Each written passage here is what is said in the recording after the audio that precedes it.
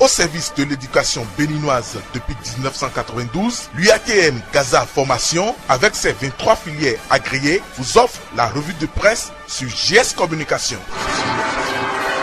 Mesdames, Messieurs, bonjour et bienvenue à ce dernier rendez-vous de l'actualité de la semaine sur JS TV Bénin. Désignation des membres du Parlement devant siéger au Conseil électoral. Les journaux en parlent ce jour et signalent que le Parlement a posé déjà le premier pas. JS TV Bénin pour la synthèse.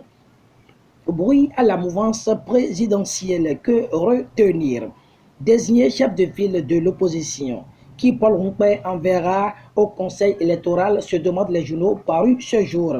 Évaluation des enseignants du supérieur. Le CAMES en synergie avec le président Patrice Talon signale les journaux parus ce jour. Festival Africa Vodou USA au Bénin. Boycott précisément Huawei aux couleurs et au rythme de la culture dès ce jour. Tous sont conviés pour encourager le promoteur Denis Achadi Assomba.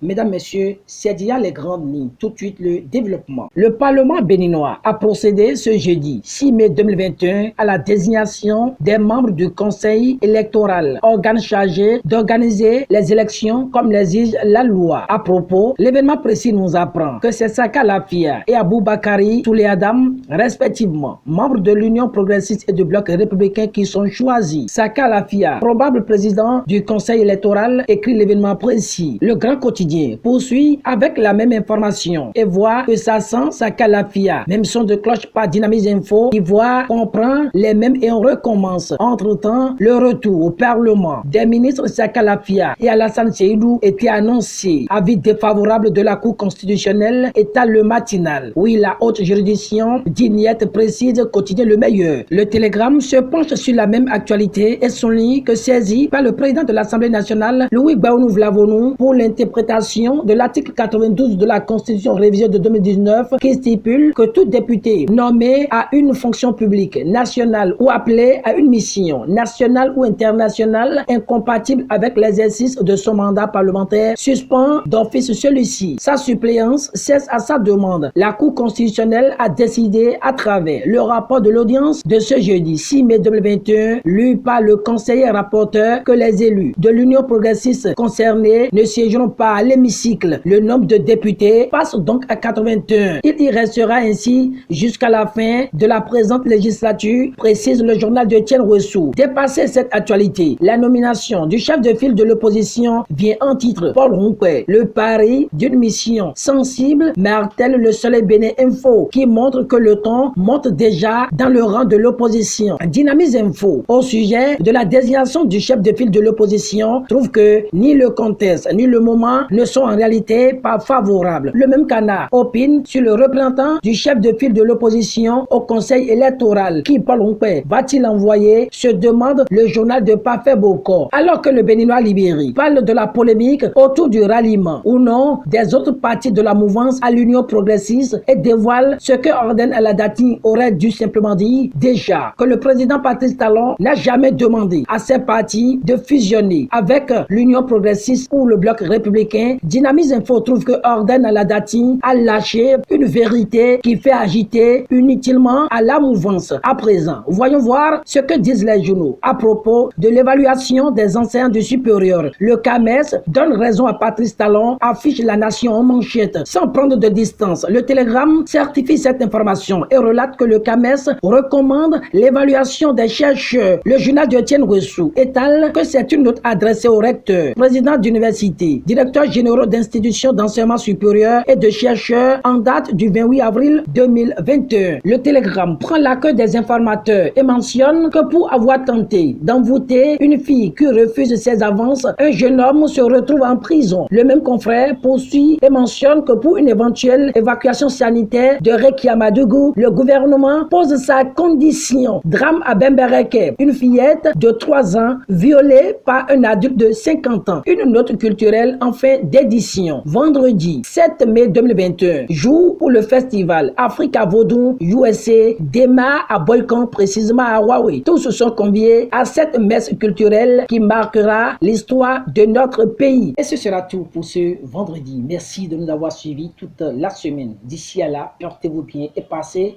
un bon week-end.